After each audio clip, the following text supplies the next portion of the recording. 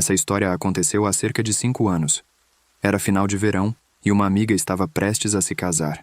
A celebração seria em um cassino local, que oferecia a possibilidade de reservar quartos com desconto se mencionássemos o casamento. Ciente de que os quartos se esgotariam rápido, fiz minha reserva imediatamente, já prevendo que não gostaria de pegar a estrada de volta para casa após o casamento.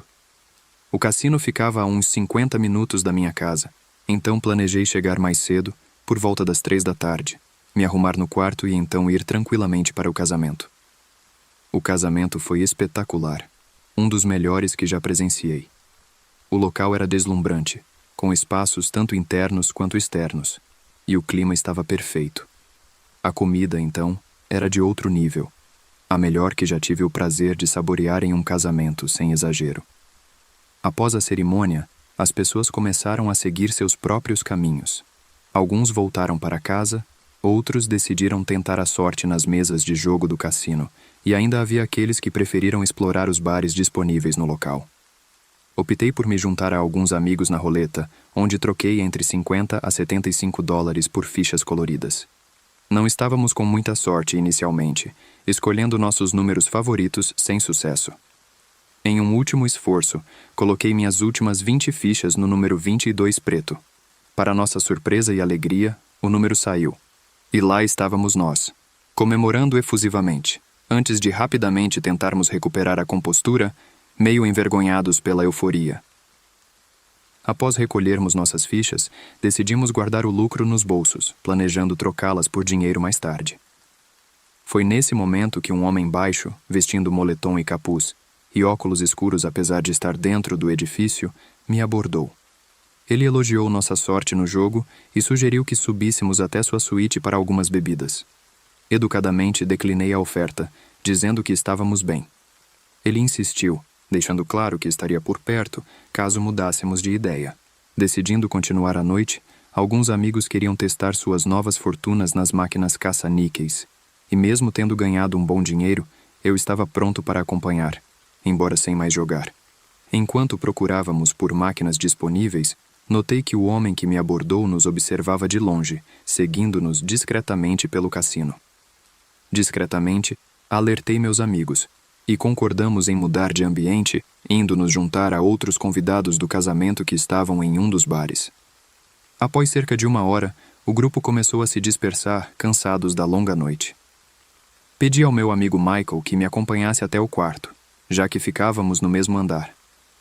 Fiquei aliviada por ter feito isso, pois ao sairmos do bar, o homem reapareceu, insistindo na oferta de bebidas. Michael prontamente se colocou entre nós, sugerindo que ele se afastasse, o que esperávamos que resolvesse a situação. Michael me acompanhou até a porta do meu quarto, garantindo minha segurança. Após me preparar para dormir, comecei a ouvir ruídos suspeitos fora do quarto. Quando a maçaneta começou a tremer, meu coração disparou. Certifiquei-me de que todas as trancas estavam seguras e tentei me acalmar assistindo TV, mas a tensão me manteve acordada. Somente na madrugada, quando finalmente consegui relaxar, fui sobressaltada por batidas na porta e gritos no corredor, que afugentaram o intruso. Passei o resto da noite inquieta, só conseguindo sair do quarto ao amanhecer, seguindo discretamente uma família até o estacionamento. Essa experiência marcou-me profundamente, influenciando minha decisão de nunca mais viajar sozinha. Agora, faço questão de estar acompanhada, buscando uma sensação de segurança que essa noite me fez valorizar imensamente. Essa lembrança ainda me acompanha, um lembrete constante da vulnerabilidade que senti.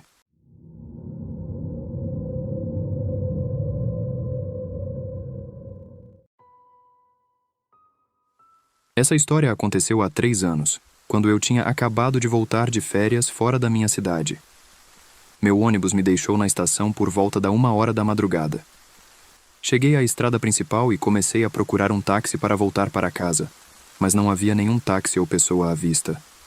Fiquei parado lá por uns bons 5 a 8 minutos, olhando para ambos os lados da estrada, tentando encontrar um táxi, mas fui mal sucedido. Então, do nada, à minha esquerda, vi uma garota usando um sari branco, que é um vestido tradicional para mulheres do meu país. Ela não estava ali um momento antes, e estava parada a cerca de 15 metros de distância, embaixo de um poste de luz.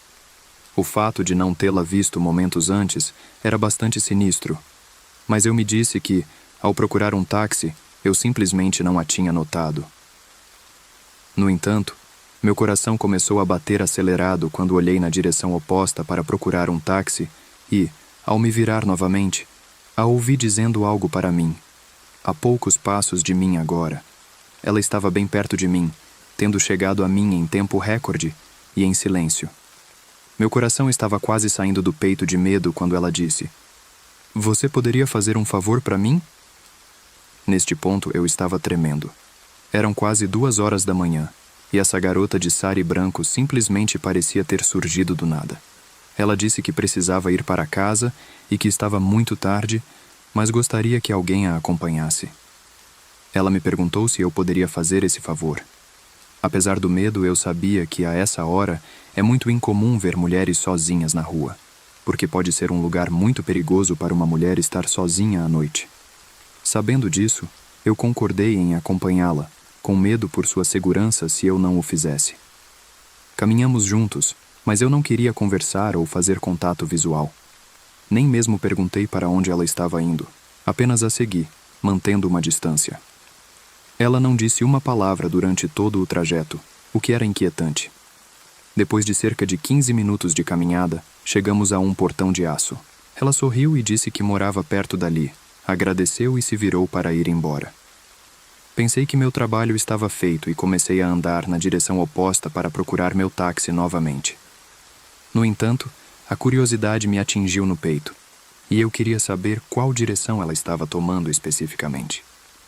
Quando me virei, segundos após sua partida, olhei e não havia ninguém lá, e não conseguia vê-la a uma distância que seria improvável, dadas os poucos segundos que se passaram desde a última vez que a vi. Foi quando olhei para cima e vi a placa sobre o portão, que dizia que era um cemitério. Comecei a correr, vi uma mesquita ao longe e, pensando que seria um refúgio seguro, corri em direção a ela. Abri as portas e caí no chão. O imã ou sacerdote veio me receber com um cajado, pensando que eu era um ladrão. Quando me viu no chão, ele me perguntou o que havia acontecido, e eu expliquei tudo a ele. Ele entendeu e me contou a seguinte história. Há 8 anos, uma garota foi agredida sexualmente e morta, e seu corpo foi encontrado embaixo do poste de luz, o mesmo poste que eu tinha visto anteriormente. Seu rosto estava desfigurado, ninguém pôde identificá-la, e ninguém veio reivindicar o corpo. Não houve denúncia à polícia, e os agressores ainda estão soltos. Como ninguém reivindicou o corpo, os moradores a enterraram no cemitério. Desde então, muitas pessoas, especialmente jovens, tiveram interações com ela, algumas hostis, outras pacíficas. Fico feliz que a minha tenha sido pacífica e acho que não vou esquecer tão cedo a minha interação com a garota da noite.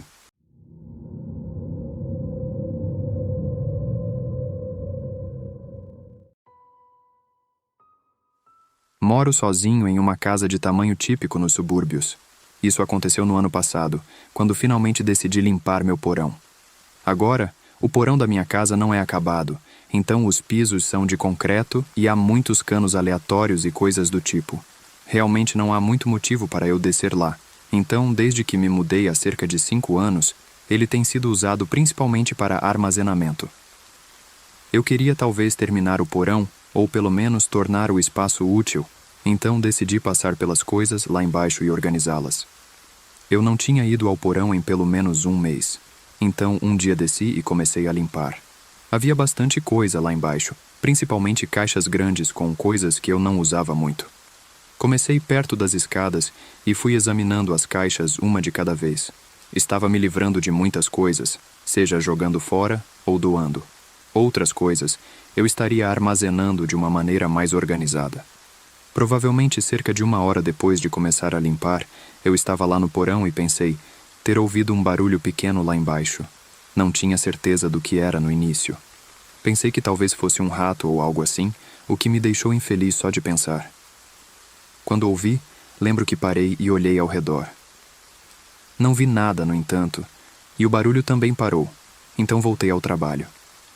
Não ouvi mais barulhos, mas cerca de 10 minutos depois, vi algo. Estava quase escuro no porão porque a única iluminação era um par de lâmpadas fracas. Então você não conseguia enxergar bem em nenhum ponto, mas achei que vi alguém. Havia algumas caixas perto do aquecedor de água do outro lado do porão. Tinha certeza de que vi um homem agachado me olhando.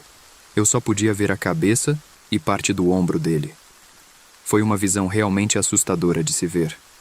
Quando notei o homem, não o encarei ou algo assim. Fingi como se nem tivesse notado ele de início. Continuei limpando, organizando a caixa, embora meu coração estivesse acelerado. Não queria que o cara, quem quer que fosse, soubesse que eu o tinha visto. Queria muito apenas levantar e correr escada acima, mas precisava manter a calma. Prestei atenção caso o cara se movesse, mas pude ver pelo canto do olho que ele permaneceu imóvel. Nos próximos 1 ou 2 minutos, continuei o que estava fazendo, então decidi subir. Tentei fazer parecer natural e peguei uma caixa, então subi as escadas com ela. Quando estava subindo, queria correr, mas subia em uma velocidade normal.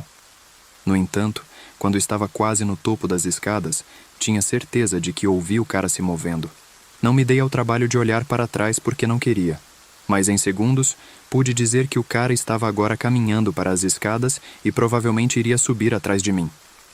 Nesse ponto, fui mais rápido e cheguei ao andar de cima, então fechei a porta do porão e corri para longe dali. Realmente não sabia para onde ir ou o que fazer, então corri para o banheiro e me tranquei lá. Era o único cômodo da casa que tinha uma porta com trinco naquela época, nem mesmo a porta do meu quarto tinha um. Logo depois que entrei, ouvi passos no andar de cima. Quem quer que fosse o cara, tinha me seguido. Liguei para a polícia no meu celular enquanto estava no banheiro, mas tomei muito cuidado para não fazer barulho porque não queria revelar minha localização. O homem andou pela sala de estar e parecia estar se aproximando de mim. Então ele chegou ao corredor onde eu estava. Nesse ponto, desliguei o telefone com a polícia porque estava com muito medo de fazer barulho. Olhando para trás, isso foi estúpido, mas entrei em pânico. De qualquer forma, o cara chegou à porta do banheiro e então parou. Depois ele tentou abri-la. A porta estava trancada, e então ele se virou e foi embora. Ele voltou em direção à sala de estar e pareceu ir perto da cozinha. Depois disso, não ouvi muito até finalmente ouvir a porta dos fundos da casa abrir e fechar. Possivelmente ele saiu. Não saí, no entanto, e fiquei no banheiro. Cerca de 5 ou 10 minutos depois, a polícia chegou. Finalmente saí e deixei-os entrar na minha casa. Eles olharam pela casa e pelo porão também. O homem, de fato, tinha saído pela porta dos fundos, embora também tenham procurado do lado de fora. Mas ele tinha ido embora. Olhamos no porão e eu não estava ciente de nada estar bagunçado. Fiquei realmente assustado com toda a situação, e ainda estou. Realmente não sei como o cara entrou na minha casa. Isso permanece um mistério para mim, bem como o que ele queria.